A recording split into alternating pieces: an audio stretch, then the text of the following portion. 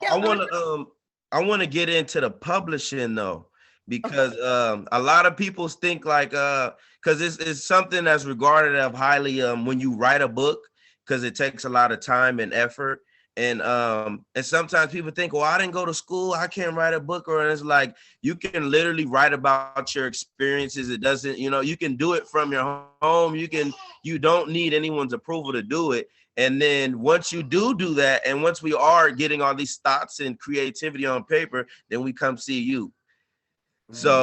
So let's dive into the publishing business. Because I wanted to write a book, a novel, and I seen how extremely hard it is. I wrote the whole plot out, and I was like, all right, how do I put the words together like an actual dialogue and conversation? So when you get your customer, someone like me, for example, and I come to you and say I just have the plot, are you able to help me, or do I have to fully write out the entire book first and then you just editing? Or what does it take to get published?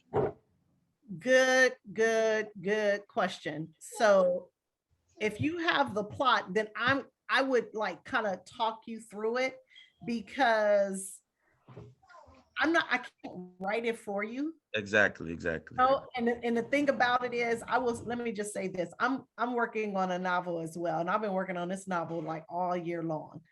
And I'm on page 48. And It's it hard. is hard. When I wrote my other book, because that was like what I know, that's like my thing, Exactly. education. But this is like it's tapping into a whole nother area of the brain, creativity. Mm-hmm. And I'm like, okay. And then I know what I want my characters to say, but I can't write fast enough. So it's like, oh. But what I will say to you is, now you just have to take your time and don't worry about, I heard this from Terry McMillan, don't worry about editing yourself. Don't edit yourself. And this is something else she said. I love her, by the way. And she said, don't write it with the thought of it becoming a bestseller. Just write for yourself.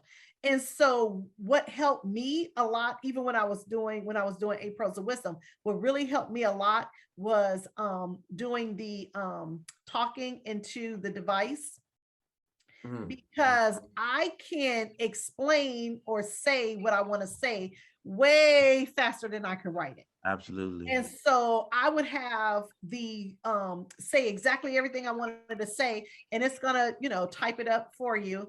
And then what you do, you're gonna clean all that stuff up later. Exactly. So you can clean it up first, and then when you send it to me, then I don't send it to an editor. Oh, okay. Because that's the thing. We think, oh, we have to do everything so perfectly. No, That's you why don't. they have editors that do all that. And then they even have it to where if you speak into the device, it will write it out for you. So you're like, that's exactly what I did. oh, Because so it got to a point where I was thinking faster than I could write. So I was like, you know what, let me just, and so Google, I use Google Voice, I use my cell phone, and I would just write, and but sometimes it doesn't come out like, because I would read it afterwards. I was like, what in the world? So then I have to clean it up, and I cleaned it up before I even sent it to the editor. So that's what I would advise. That's definitely what I would advise. Terry McMillan says, just write. So I've just started writing, even if I'm writing, handwriting with a pen and paper. A lot of times we think, oh, we have to sit at the typewriter or sit at the computer and type it out. No, we don't. So I was on a flight in August coming back from somewhere, and I had an interaction with this woman who was running the hotel. And a couple of comments that she made to me really didn't rub me the right way. And I was like, you know what? This is going to be perfect for my book. I took some of the things she said and I put it, I was like, I'm going to use this in my book, in my storyline. So everything then becomes, okay, can I use that? Can I use that? So yeah, so even though you may have the story in your head of what you want to do, just still everything that's going on around you, it might be something that you can use. okay. So, and I do that. So, and again, it's like, I'll use that scenario with my character, even though my character didn't travel to that particular part of the world. You know, my character is in a different part. So, you know, you just take little things and then you can put them in your book for your character, because everything doesn't have to happen the way it actually happened. Absolutely. Yeah, exactly. Sometimes our lives are interesting enough.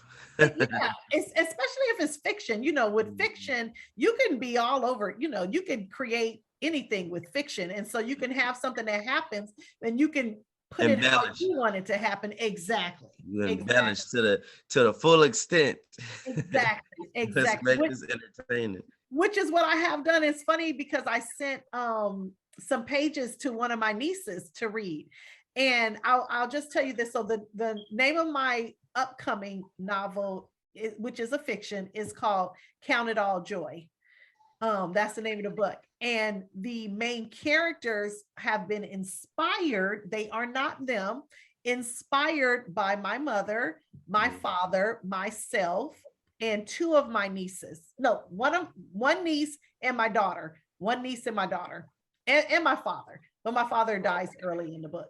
But he's alive in real life, but in the book he dies early. Oh, the character dies early, excuse me.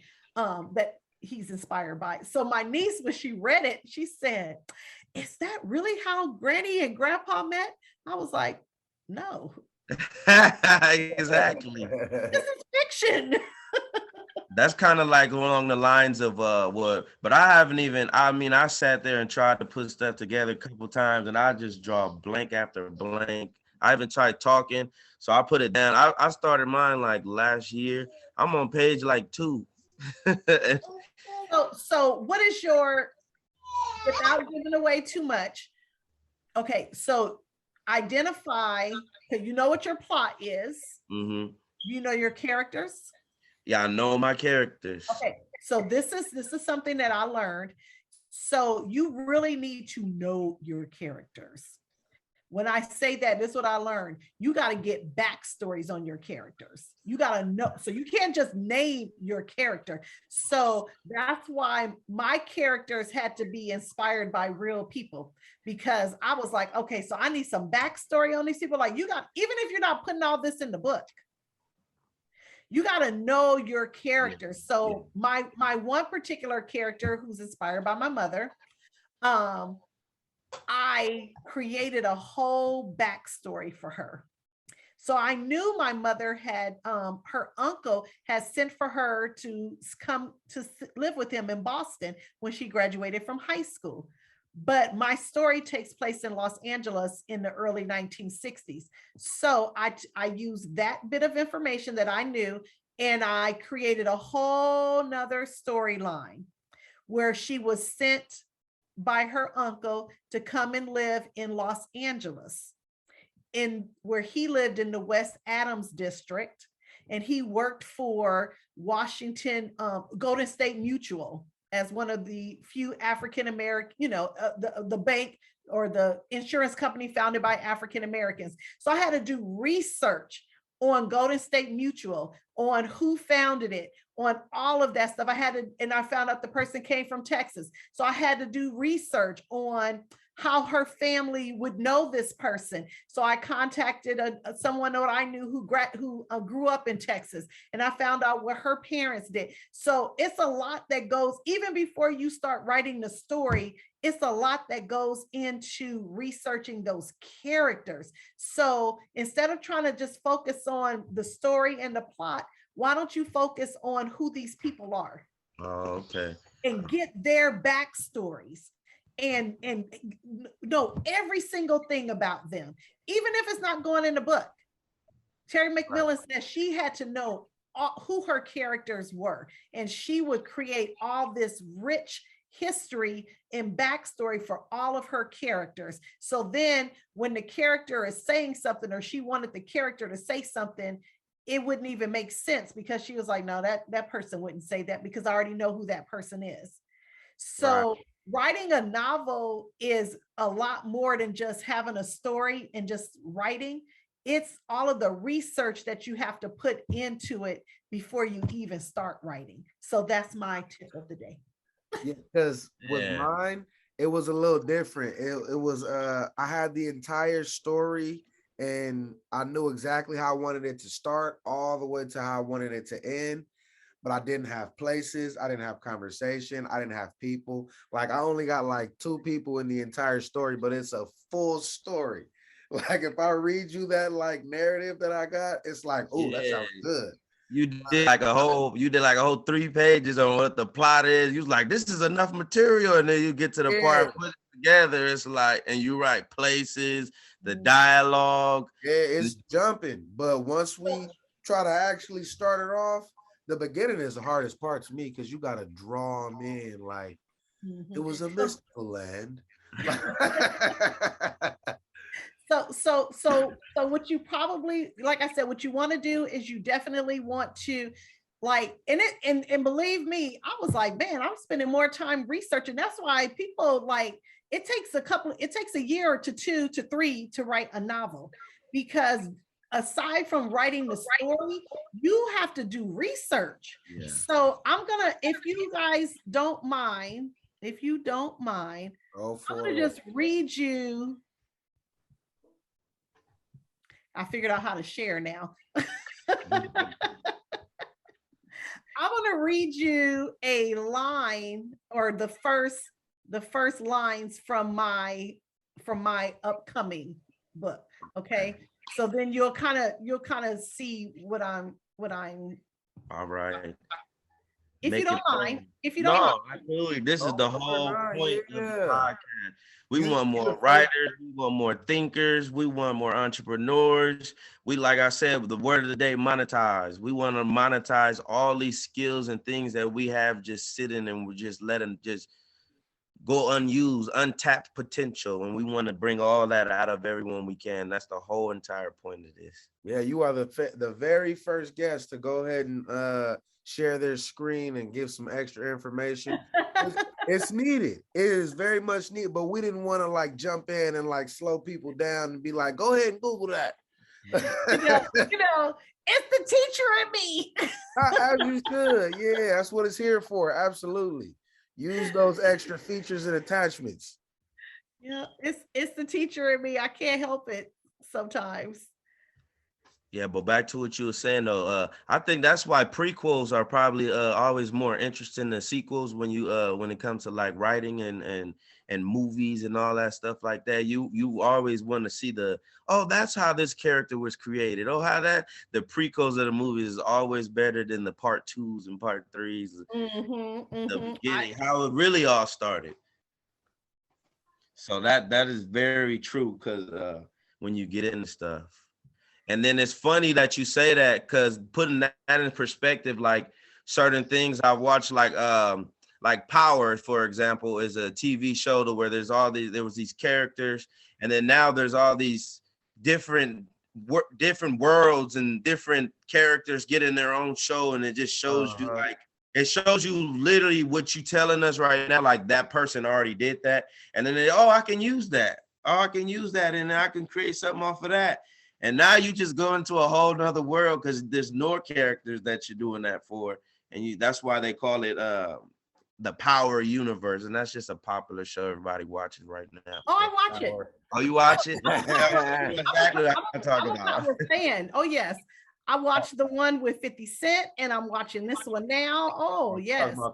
Yeah, I know exactly what I mean. How they just diving into the backstories of everybody, or what happens in this scenario and that scenario, and that's why to everyone, anybody that watches this, it takes some real work in creating your characters, and she's telling us that is the key right now.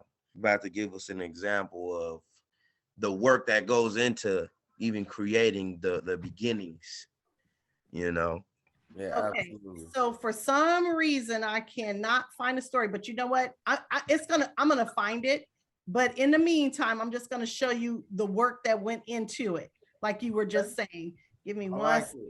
I'm so I don't you good. Things don't come together the way you want it to. Oh, and we still gotta go through editing, so don't worry about nothing. We could. Oh, this isn't live. It is, but you still, yeah, it's not live. So we gonna We edit recording, but it's not live. Don't worry. Yeah, don't Oh, stress yourself good. too much. Oh, good. Because I'm like trying to make sure. Nah, Oh, when he do the video, he gonna spruce it up and everything. great. So for you guys, this is where I started. So this was the original cover that I had the inspiration. So this is my actual family.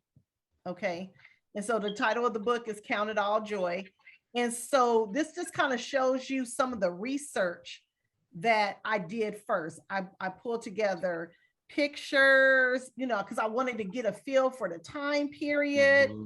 And I wanted to get a feel for, okay, who is going to be playing, who do I see playing these characters? So that way, when I have an image in my head and I'm writing, I know what I'm doing. So just to kind of give you guys a brief synopsis, the story takes place in present day. Well, it took place in present day during the pandemic, right around the time of George Floyd getting murdered. And so the story starts with my daughter and my niece, talking about, what's his name? I can't believe Trump just, tweeted this and blah, blah, blah. And then we end up kind of talking to them, the two main characters, the grandmother, which is inspired by my mother, and the daughter, inspired by me, end up talking to them about in history how these things have happened before. And so she shares, the grandmother shares the story about when Martin Luther King Jr. came to LA after the Watts riots and met with people, and how he was actually booed during that time. And that's the same time she met who would become her husband, who's inspired, that character inspired by my father, because my father was a huge Martin Luther King Jr.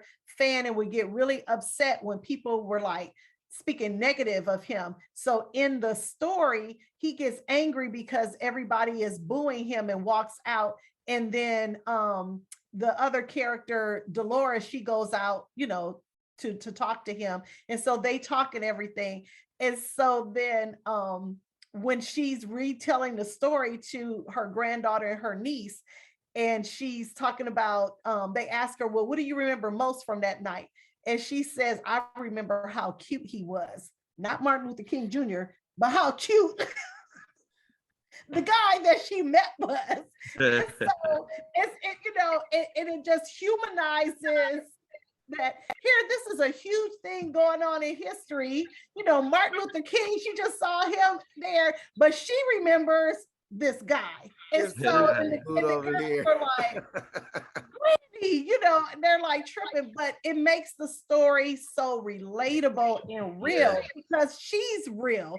And that's basically how my mom was. It was like, I was like, Mama, you mean to tell me the Black Panthers were standing on the corner of Washington and Adams, and Western and Adams? Did you ever go and try to talk to them? She was like, oh no, I crossed the street when I saw them, but that was like that was like my mother's personality. So I really pulled a lot of her into it. And so because when my niece was reading it, she believed it was, my mother. She was like, is that how they met? I was like, oh no, that part's fiction. Yeah, I was just doodling right there. No, no, that part's fiction. No, that's not how they met. So, a good work of fiction, you make it seem like it's real. Yeah, absolutely. Okay, so why did you choose this field as to be like an author and all that type of stuff, and to be in a school, and what inspired you to do these things?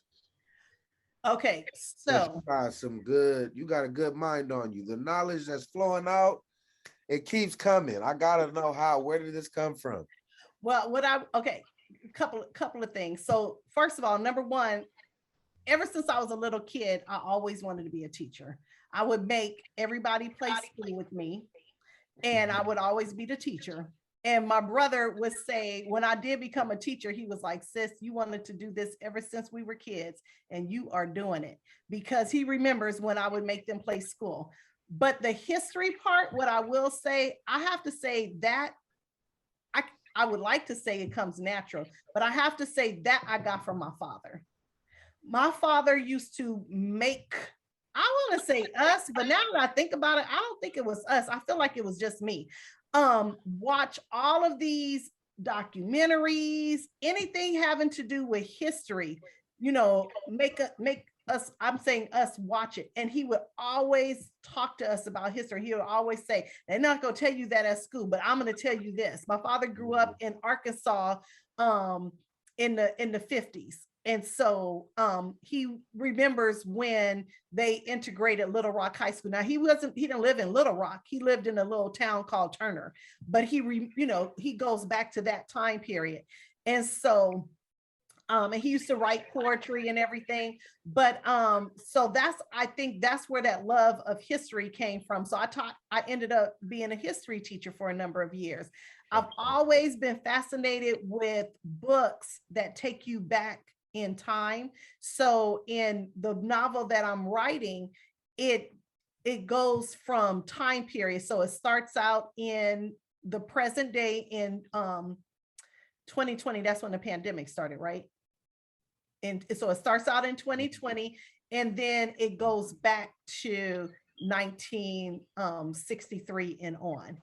And so as the character is talking about, when she met him in I think it was 63 or 65. I can't even remember now. I got to look at the book again. I've never been good with dates. And so when she talks about meeting the other main character, it goes back into that time period. And so to make sure that I wasn't just writing something, because then that's another part, you got to do your research. So I interviewed a number of people who lived in Los Angeles during that time period, because in my mind, I wanted to have them as teenagers going to Leimert Park, because I knew Leimert Park had the jazz scene. And, I knew those things have been going on from what I read about, in history.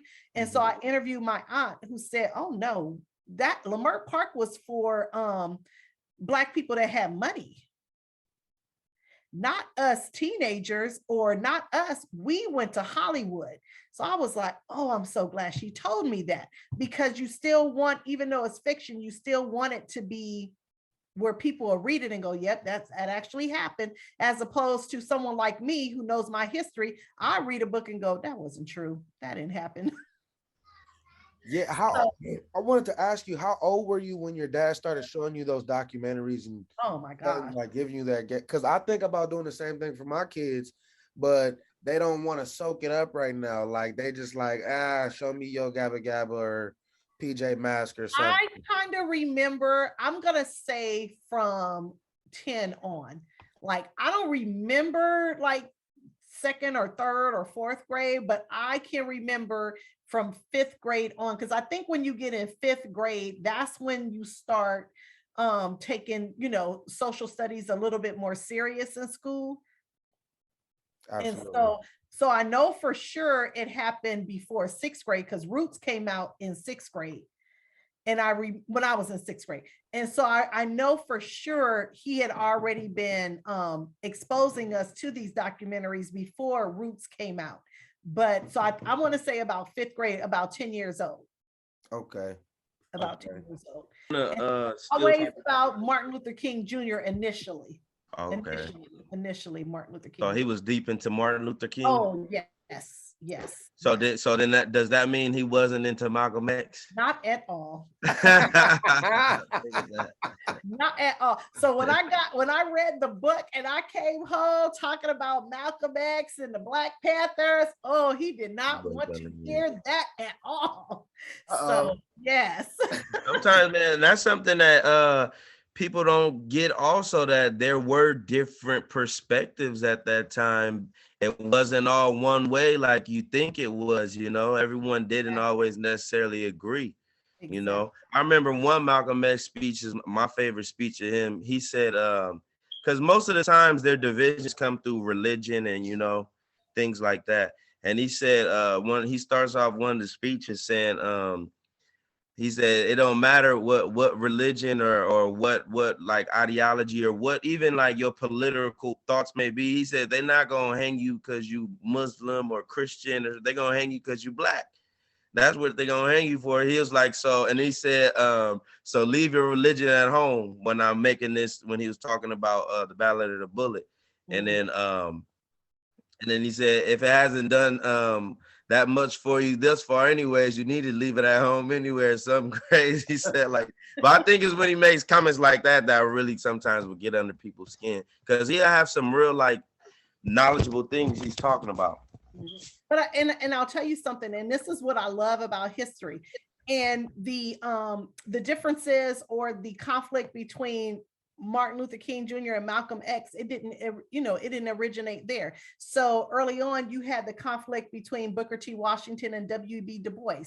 W.E.B. Du Bois felt like Booker T. Washington was more of a sellout, because Booker T. Washington was talking about, don't try to, get into the politics and everything. Just, work hard and focus on, bring yourself up by your bootstraps, etc. And W.E.B. Du Bois was like, he felt like he was, I'm gonna put it in today's terms, a sellout.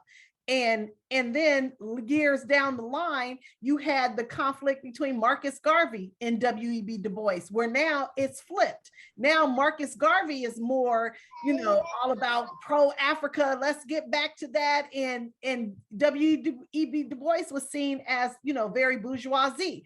And so those conflicts between, two different strong individuals, they weren't new with Martin Luther King Jr. and Malcolm X. And that's why I'm just like, I get it.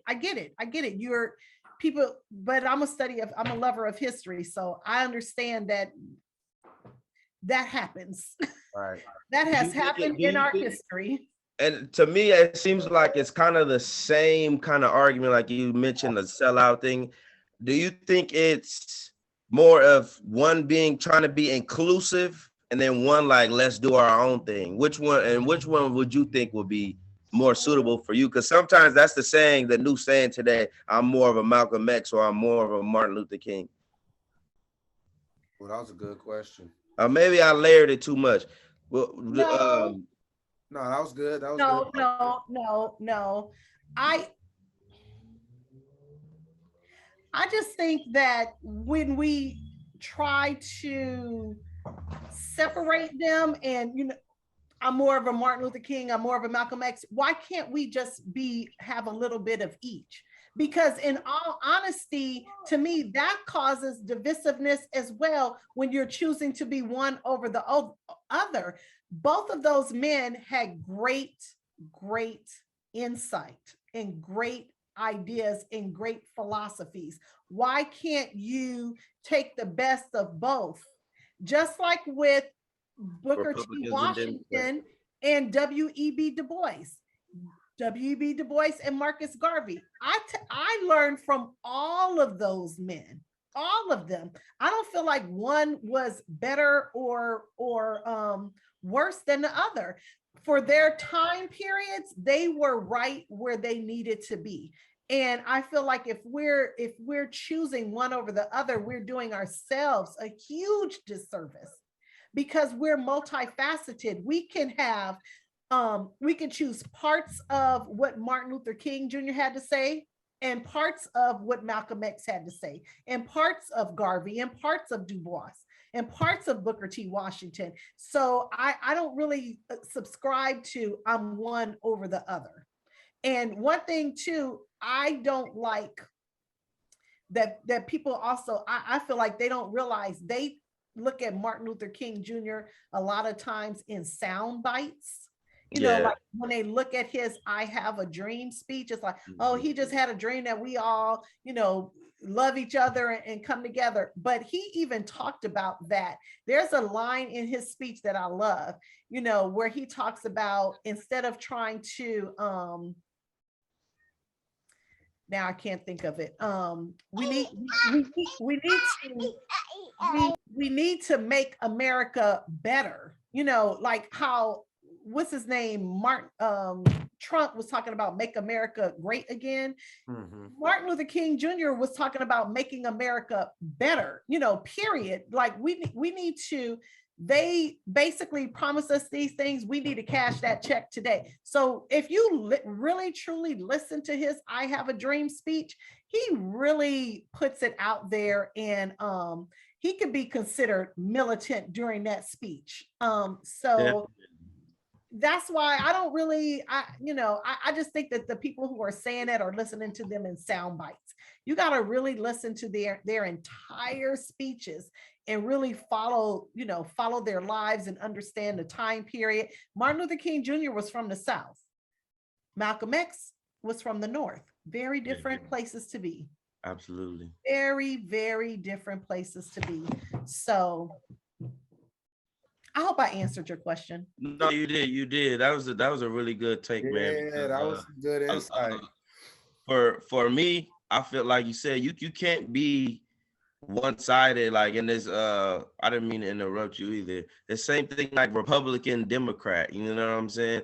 To me, I like when I see sometimes like you see it simply like with the news stations and stuff. If you ever find yourself watching the news, you kind of see what they are based on how they're reporting the news. They're not being unbiased. They're specifically, even if something is like obviously wrong, like obviously this is not, they'll find a reason to justify it. And I see it on both different platforms. And it's like people need to learn to bring the facts together themselves, because like you said, like you don't know what they're going through in their life at the specific time when they said what they said, or but at the end of the day, we all have the same goal, and I think if you were to anyone were to talk to any of these people you mentioned, that even though they might disagree on some things, like they're supposed to, it's a scene that we actually have on a channel, it's called Lean on Me, where it's the interaction of two minds going at each other. And then at the end of the scene, it's like, all right, let's go get something to eat, and that's important. Like, we're not supposed to, we are supposed to challenge each other and challenge ourselves. So if you are separating yourself, you are doing yourself a huge disservice. But let's dive a little bit more. I want to talk about deeper into the publishing business as well, because I saw when we were looking at the website, it said LLC on there. So when you decided to start your publishing business, what was the first step that you took in doing that? Well, the very first step that I've taken in all of the businesses was getting a website together, which probably shouldn't be the first step, but that's been my first step because I'm visual. I'm a visual person. So I have to see what this can be. So the first thing was to get a website, and then I started looking into other publishing services companies that are Black owned, and because I like to do research. So let me see what they offer. And so then I kind of started modeling myself behind ones that I felt like were closer aligned to me. And then I went ahead and applied for the LLC. So that way I can become official. And I just got that in 2020 or 2020, I think, or 2021. I don't know. So the LLC is new. So pretty much I had the publishing company before, I started it, and then created the website, did the research to, try to figure out exactly where I would fit in this genre. And then I went ahead and got the LLC. So okay. So when you try to find, like, what do you do to find these authors and stuff? Like, how do you reach out to them, or do they just reach out to you? They reach out to me. So right now, because I am really focused on building the school and making sure that the school is something that parents will want to send their kids to, that's my number one priority. And the publishing company is for those that like Olivia. She knew she wanted me to be the one to publish her book. The teacher that I work with, she's working on a couple of children's book. So she wants me to publish her book. And then I will probably publish like some things for some more young people. I know my niece is doing something, but I'm not really out there recruiting authors right now because I wouldn't be able to give them the time and attention that they need. And so if somebody approaches me and I feel like that's something that I can definitely do, I can work with them and I can mentor them because it's a lot of coaching involved. Okay. Then I will take them on. But right now that's not the number one priority. The number one priority right now is the school. Okay. So like, what is a publisher like? What do they actually do for those who don't know? Like, what does a publisher provide for someone? Okay, so I'm a publishing service. And so what I help with is to make sure that you have an ISBN for your book, that you get your book copywritten, that your book gets uploaded to particular sites such as Ingram Sparks, which is a larger distribution. It's even larger than, because if you only upload your book to Amazon, then only people who are buying through Amazon will have access to your books. And so Ingram Spark is a larger distribution, which means then your book can be bought by other retail outlets such as Barnes and Noble, Walmart, etc. Then they can actually buy your books. Then of course I help with making sure that the book gets edited. If you need help with cover art, then I can help with that as well. With the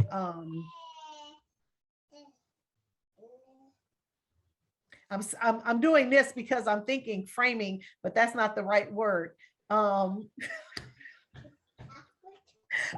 can't think of the word. I want to say that. It'll come to me, but I can't think of the word right now. Where you actually have to have it lined up. That's not the word either. I'm sorry. When you become a woman of a certain age, there's a thing called menopausal brain where sometimes I literally forget words. And so right now there's a word that I want to use, but I can't think of it right now. But anyway, yeah, it'll come to me. Okay, so those are the things that that I make sure that they are taken care of. Okay. So basically, like you said, formatting.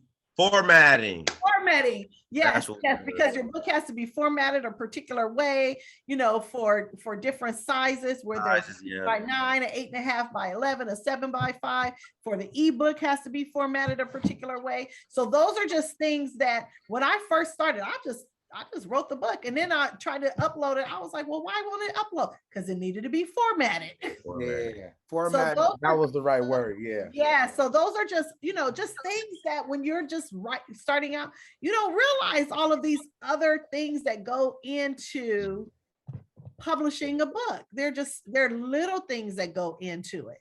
Yeah, JPEG, PDF. Yeah. It's a whole that's different. So you really, like you said, a coach, you really like you're a manager. So if someone's a writer, you're basically managing them, Do you ever have to try to book signing events or something like that for them and stuff like that too? So because I work with a publicist, she does that. Okay. So and she did that for me as well.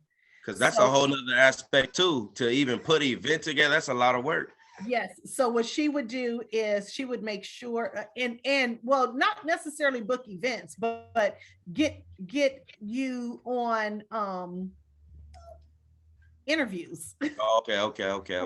Yes. So that way you're out there promoting your name is out there. You're out there promoting things. So that's yeah. Okay. So that's what you do in that company. You manage people, you manage creativity. Oh, that should be like something like what you call it, like a calling card. Come to us, we manage your creativity. Yes, I like it. That makes me want to ask you a little bit about advertisement. How was it when you started versus now?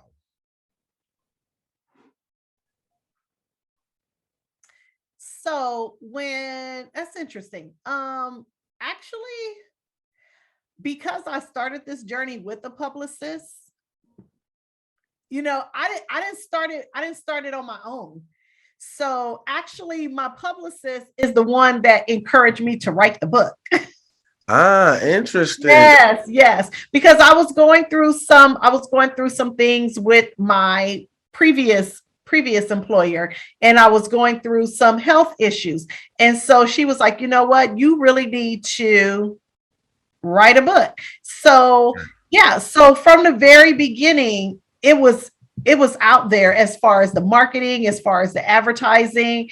I think immediately I started she started booking me for interviews. So I think the first major one was with Sheen magazine. That was like the first big interview that I did with Sheen magazine. Yeah, so we've been on this journey for what, 3 years now, since 2000, because the book came out in November of 2018. Okay. Yeah, So do you feel like it's better for someone to start with their publicist, or to trying to figure it out for themselves in the beginning and then slowly leaning towards a publicist? Because I've been getting both ways. That part. Been interviewing. So start by writing. Just start by writing. And then once you get something like that you've written, and then start moving into that other area, because my situation was different, because the publicist that I'm referring to is my best friend. Right. So it's right there, all in house. You didn't have exactly.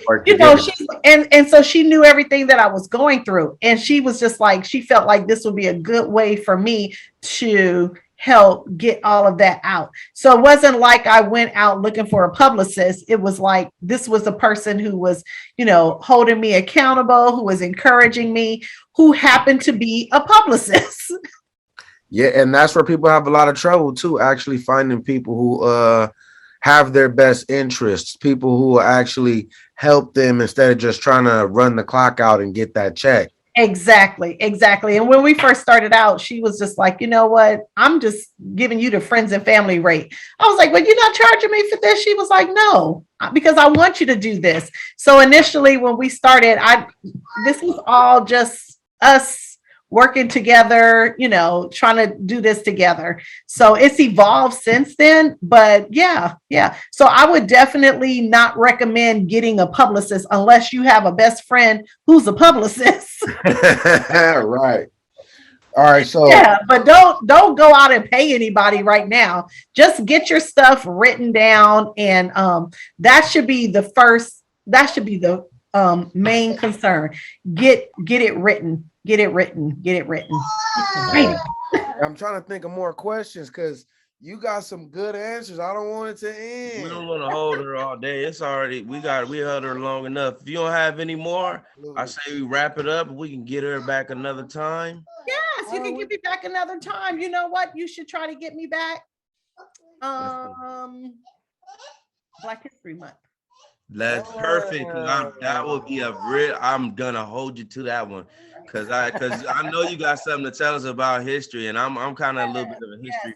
So if you go to my website and check out one of my blogs, check out the blog page. I've done a couple of articles during Black History Month, and the most recent one was with Black parenting, or I think that's what it's called, Black parenting.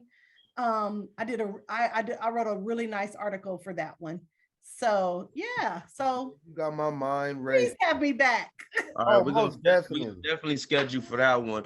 But for the meantime, wait, hold on. We didn't even get through the speed round with her. We didn't do the speed round. Hold up, pause for the cause. The speed round is still jumping. Okay. All right, so we're just gonna hit you with a couple different people, a couple different things, and you just pick one or the other. Okay. All right. Erykah Badu or Lauryn Hill? Oh my God! Why I gotta pick? I'm gonna have to pick Erykah Badu, because next lifetime. That's my Right. song right there. I don't know if you know some of these newer guys, but let's go. Because I was gonna say NBA Young Boy or NLE Chopper, but these them young boys, you probably don't mess with them. Okay. I don't even know who they are. All right, we're gonna go Nas or Jay-Z. Oh, Mm-hmm. Jay-Z. Jay-Z. Okay, I feel it. Kendrick or J. Cole? Ooh, Mm. I'm gonna have to go with J. Cole. Okay, that's respectable. Okay. Redman or Method Man?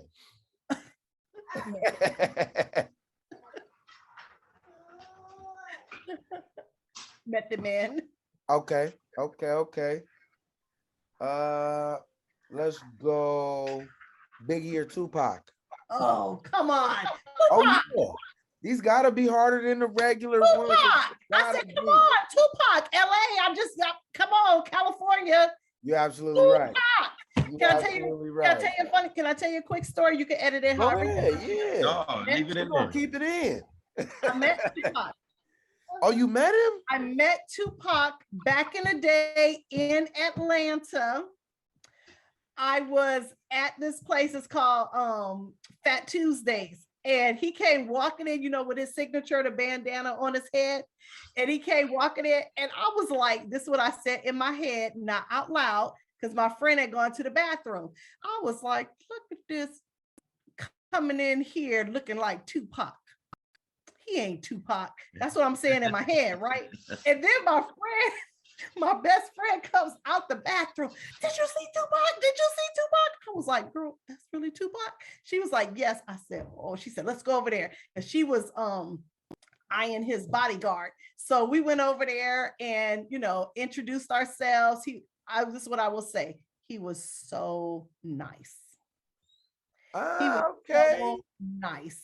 He was so nice. So I have nothing but love for Tupac. So when you said Tupac or Biggie, I'm Tupac all day long. Tupac. I like that. That's crazy because a lot of people actually, when they meet the person that they like and like respect and all that, it always doesn't go the way you expected, but you had a great experience. So nice. He was so nice. I even pulled out because I was like, can you sign my daughter's picture? Because I didn't have a paper. And he was like, oh, she's cute. And yeah. No, I met him. All right. Then let me hit you with this one. NWA or Wu-Tang? NWA. Okay, LA. Hey, come on. Hitting you with all music. I'm sorry, I'm LA. Yeah, I'll be all over that music. Oh, I can't get enough. Okay, I don't know what you're gonna choose for this one. Nicki Minaj or Cardi B? Mm-hmm. Take your time.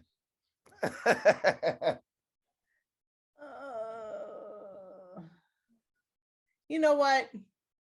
Dang, I'm gonna have to say Cardi B. Let me ask you why on that one. I want to hear why. Why?